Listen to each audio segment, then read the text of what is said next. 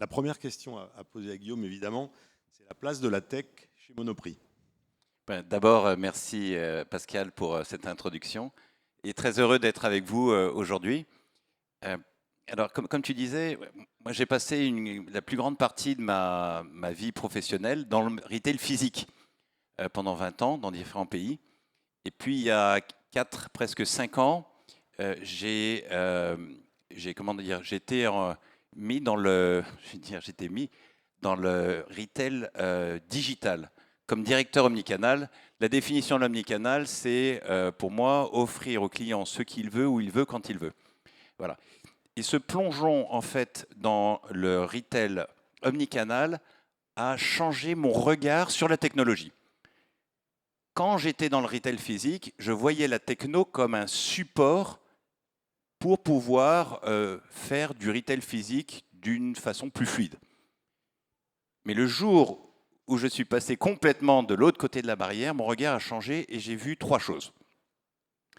La première, c'est que plus de 50% du commerce non alimentaire est fait par 5 voire 6 grandes plateformes, Alibaba, Amazon bien sûr, JD.com, un qu'on ne connaît pas beaucoup mais qui est très important, c'est Pinduoduo. Et après, on a eBay. Et cette concentration se dit, mais ça va arriver dans l'alimentaire. Donc, qu'est-ce qu'on fait? Donc, ce qu'on a fait notamment chez Monoprix, c'est au moins 2 décisions. La première, c'est de nous allier au meilleur de la technologie alimentaire qui s'appelle Ocado. Ocado sont des centres de préparation ultra sophistiqués avec des milliers d'ingénieurs dans toute l'Europe pour pouvoir livrer le client de façon très précise sa commande alimentaire, avec le NPS qui est le meilleur du marché, qui est au-delà de 62. La deuxième décision, c'était de dire, Ocado, ça me donne une solution pour le plein de courses, c'est-à-dire le choix entre 30 000 produits pour le J+1. La deuxième solution, c'est, mais qu'est-ce qu'on fait pour le dans 2 heures? Et là, c'est l'alliance avec Amazon. Et Amazon, qui est donc une alliance qui est exclusive. Donc la première chose, c'est le marché se digitalise, qu'est-ce qu'on fait sur l'alimentaire? Et voilà la réponse. Le deuxième trend que je voyais du côté omnicanal, c'est les magasins, eux aussi, deviennent de plus en plus technologiques. Si vous vous rappelez, il y a de ça 5 ans, on parlait du tsunami Amazon Go. Hein, ces magasins qui sont complètement autonomes, dont on nous a expliqué qu'il allait en avoir des milliers un peu partout. Donc on a, chez Monoprix, testé, on appelle ça la box. Si vous allez à Clichy, dans notre centre, dans notre siège, il y en a une qui est au milieu, et on l'a testé rue de Marseille, dans un des monopes. Je vous le fais simple, bon, le résultat n'est pas à la hauteur des promesses. Donc je ne pense pas que ce format soit le format massif pour le futur. La troisième tendance, et là on voit que la technologie a de plus en plus de place, c'est le social qui devient du social commerce. C'est-à-dire je peux acheter à partir d'Instagram, par exemple, avec le push-bouton. Le Web 3. Alors le Web 3, si vous vous rappelez, il y a de ça, c'était en décembre, pas de l'année dernière, mais d'année d'avant, janvier, on n'a parlé que de ça. Le premier groupe de grande distribution qui a investi dans le Web 3, c'est-à-dire dans des terrains virtuels sur Sandbox, c'était le groupe Casino. Et c'était à travers d'un achat en crypto-monnaie, en LUC, hein, puisque Casino a développé une crypto-monnaie qui est un stablecoin basé sur l'euro qui s'appelle le LUG. Donc c'était très en avant de la courbe. Et voilà. Bon, depuis, le Web 3 vit sa vie, mais on voit bien qu'il a fallu investiguer ce terrain, mais voilà, c'est un terrain qui reste quand même bien en friche. Et le dernier terrain, c'est l'IA générative en ce moment, on va en reparler tout à l'heure, qui est vraiment la grande révolution. Voilà, donc Ce regard, en conclusion de ce point, ces trois tendances montrent que la technologie, et ce pourquoi beaucoup d'entre vous travaillez aujourd'hui, m'est apparu comme le futur du retail. Alors, qu'est-ce que vous tirez chez Monoprix, groupe de retail, comme tu dis, physique, les grandes leçons que vous tirez de ce passage à la technologie? Alors, le passage à la technologie, il y a des leçons que l'on voit à niveau micro et à niveau macro. À niveau micro, tout ce que je viens d'énumérer, en fait, apporte des bénéfices aux clients. Et on est tous d'accord, la technologie, et c'est pour ça qu'on y travaille tous, et c'est pour ça qu'il y a ce salon aujourd'hui. En revanche, quand on regarde au niveau macro, je pense qu'il est de notre responsabilité, et je me dis, en tant que président d'un groupe de distribution, il est de ma responsabilité aussi de s'interroger de l'impact social qu'ont ces technologies sur la société. Si vous vous promenez dans nos centres-villes, vous voyez que de plus en plus, les centres-villes sont déshumanisés. Les bureaux de poste sont fermés parce que la technologie et le digital a substitué la poste. De fait, nous avons, nous, des casiers, des lockers dans nos magasins. Les banques qui avant voilà, servaient aussi de rapport humain, aujourd'hui, on va chercher son argent que par les machines. Et nous-mêmes, dans les magasins, on a changé petit à petit les caissières, en fait, les caisses pour des caisses automatiques. Donc, on voit qu'on va vraiment vers un commerce ou vers une société qui est de plus en plus déshumanisée, avec des impacts sur l'emploi qui sont très significatifs. Donc là, je me dis, il faut tout de même qu'on s'interroge et qu'on se dise quelle place on veut donner à la technologie dans la société. Vous avez des solutions pour concilier humain et tech? Oui, il y a des solutions. Alors, la solution, elle passe par le prisme de la vision, en fait. Hein. La vision, c'est, en tout cas, c'est la mienne, c'est que fondamentalement, le commerce, c'est quelque chose d'humain. Que l'homme est un animal social et qu'un commerce sans humain, ça ne le fait pas. Et j'en veux pour preuve l'évolution des pure players type Alibaba, type Amazon, qui se sont mis dans le retail physique. On voit bien la limite, en fait, d'être tout technologique. Quelque part, il faut être physique. Donc, Alibaba fait Freshippo, Amazon achète Whole Foods et développe Amazon Fresh sur les magasins physiques. Donc, on voit bien que le commerce doit être physique, le commerce doit être humain. Il ne peut pas être entièrement technologique parce que ça répond à un besoin qui est profond, qui est le besoin de connexion, de lien. Et il se trouve que Monoprix est une marque qui est émotionnelle. On en parlait tout à l'heure avec Pascal.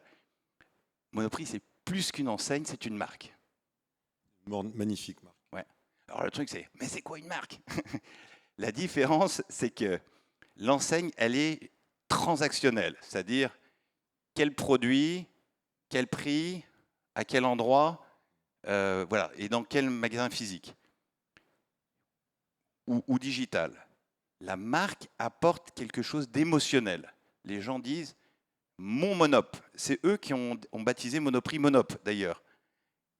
Il y a un lien qui est affectif et qui est émotionnel et qui traduit bien ce besoin de connexion qu'a le retail et la puissance d'une marque pour connecter, voilà, pour apporter en fait aux clients plus qu'une valeur purement rationnelle, ce que l'on trouve par exemple sur les plateformes technologiques, c'est super rationnel. Mais on voit bien que les gens, à un moment donné, c'est comme le télétravail. On voit bien qu'à un moment donné, juste travailler derrière un écran, on trouve ses limites. Donc on a besoin de cette relation et c'est ça qu'on va apporter. Donc pour répondre à ta question, Pascal, pour moi la réponse, c'est de trouver des solutions, des cas d'usage qui permettent d'humaniser le contact au client. Donc ici, par exemple, on a j'ai vu beaucoup de stands de technologie. Et nous-mêmes, on a beaucoup de pitch. Et avant même de venir ici, tous les jours, j'ai beaucoup de personnes qui m'écrivent, ils venez me voir en tirant par le... En fait, l'offre, elle est énorme. Il y a plein d'idées. On ne peut pas prendre toutes les idées. Donc, il faut avoir une clé d'entrée pour choisir une technologie plutôt qu'une autre. Notre clé d'entrée, résolument, c'est la technologie qui va servir à humaniser notre relation avec le client. Alors, raconte-nous vos cas d'usage, parce que je crois que vous en avez. Alors, les cas d'usage, je vais les mettre en 3 parties. La première, c'est on s'appuie sur la technologie pour réduire les frictions avec le client, ce qui libère du temps pour la relation. Je vais prendre un exemple. Dans notre système d'e-commerce, le dernier mile, la livraison à domicile. La livraison à domicile, derrière la livraison à domicile, il y a énormément d'IA pour définir quel est le camion qui va servir Pascal ce soir entre 9 h et 10 h. Il y a un seul créneau, que dedans le camion soit plein pour que ce soit économiquement viable, que la charge soit répartie bien sur le et que après Pascal, on va aller voir Eric, et puis après Marie, et puis après Mike, et puis après voilà, et que tout ça, ça se fasse de sorte à ce que le produit arrive à la bonne heure au bon moment. Donc ça, c'est l'IA. Et nous, ce qu'on dit à côté de ça, on a nos livreurs qui sont propres, hein, c'est une flotte qui est dédiée, que l'on forme et que l'on forme à la relation. Donc on libère le livreur du stress de qu'est-ce qu'il va faire comme route, et là, on le fait arriver à l'heure, et lui, son job, c'est quand il voit le client, il faut qu'il ait la meilleure disponibilité, si possible le sourire. Voilà. Donc ça c'est un des exemples.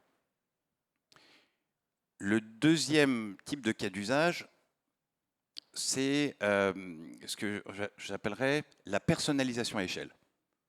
Et là, je crois que la techno, c'est énorme en fait. Qu'est-ce que demande de plus en plus le client? C'est qu'est-ce qu'il y a pour moi maintenant, voilà, et au bon prix, hein. Et là, on a différents types de cas d'usage. On a le cas d'usage, par exemple, sur l'e-commerce ou sur l'UX. On pousse le produit qui est pertinent pour loin. Donc Pascal aime bien le Coca-Cola Zéro. Quand il a fait son achat, je le fais super simple, hein, mais c'est plus complexe, mais quand il a fait son achat, il n'a pas pris le Coca-Cola Zéro cette fois-ci. On se dit, tiens, il t'a peut-être oublié. Alors on dit, tiens, est-ce que le Coca Zéro peut te servir? Voilà. Ça, c'est la façon la plus simple. Et puis après, il y a bien d'autres cas d'usage. Donc à chaque fois, alors ça a des résultats, hein, puisque ça nous a permis d'augmenter ça mécaniquement les ventes de 3%. Sur le service à domicile, le NPS est supérieur à 62 et le nombre de commandes qui a été augmenté par camion a été de 4 commandes supplémentaires par camion. Donc on peut faire plus efficace et mieux, c'est ça mon point.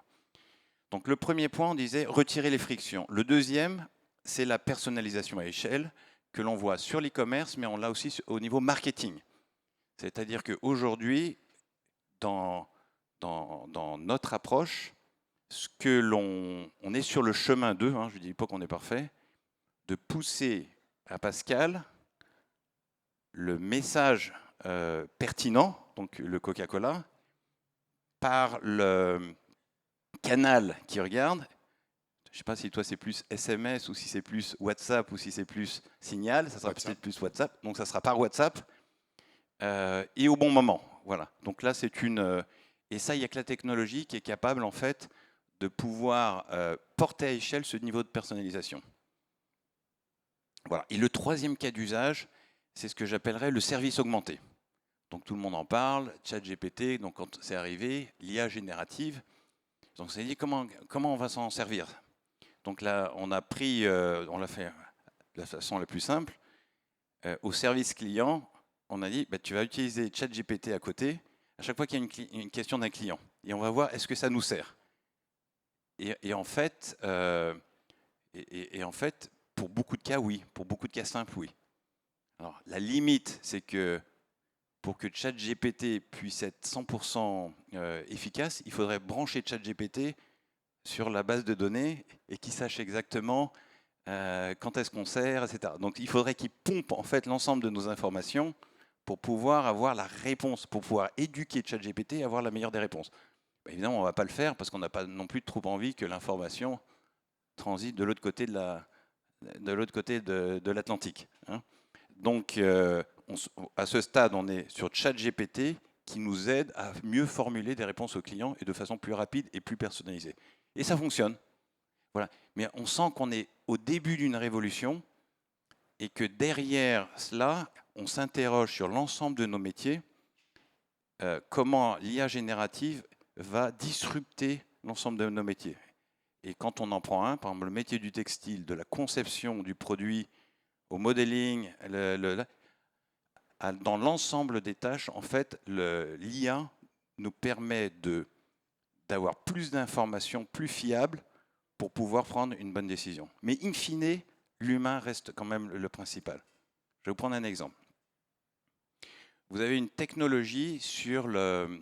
Aujourd'hui, chez Monoprix, vous savez qu'il y a une grande partie sur le textile. Le textile, est, bon, c'est un truc, ça fonctionne vraiment très bien et ça surperforme le marché. Il y a derrière des équipes qui sont vraiment très pros et qui font le design de A jusqu'à Z. Donc c'est un textile, on va dire, à marque propre à 90%.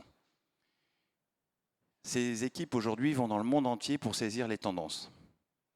Aujourd'hui, il y a des outils qui permettent de capter les tendances avec de l'IA et qui mettent, voilà, si en ce moment la tendance c'est le pantalon blanc, plutôt pas de def, mais plutôt légèrement large devant et pas trop derrière, oui, on est vraiment sur de la subtilité. Donc vous avez tout un nombre d'écrans, ils captent l'ensemble des tendances de l'ensemble des défilés qui se font dans le monde, et on peut déjà avoir une photo très rapidement de ce qui se passe dans le monde. Voilà. Mais toujours après, il y a l'humain qui doit passer, qui doit dire, mais cette tendance, est-ce que c'est celle qui correspond à ma marque et est-ce que c'est celle qui va faire bouger mes clients? Voilà. Donc il y aura toujours l'humain qui sera derrière. Donc voilà les trois types de cas d'usage en fait qui sont réduire les frictions pour libérer du temps pour le client, la personnalisation à échelle, et le troisième point, c'est tout ce qui est autour du service augmenté. Remarquable. C'est vrai que Monoprix, c'est une très belle marque. Vous avez une très belle marque propre aussi. Un mot de conclusion, Guillaume? Je crois que la réflexion, c'est la technologie, oui. On y va tous tout debout, mais allons-y, j'ai envie de dire, avec responsabilité. En tout cas, c'est notre prisme chez Monoprix d'avoir un choix de la technologie qui permette d'améliorer le lien humain avec notre client. Merci beaucoup. Merci Bastien. Merci à tous.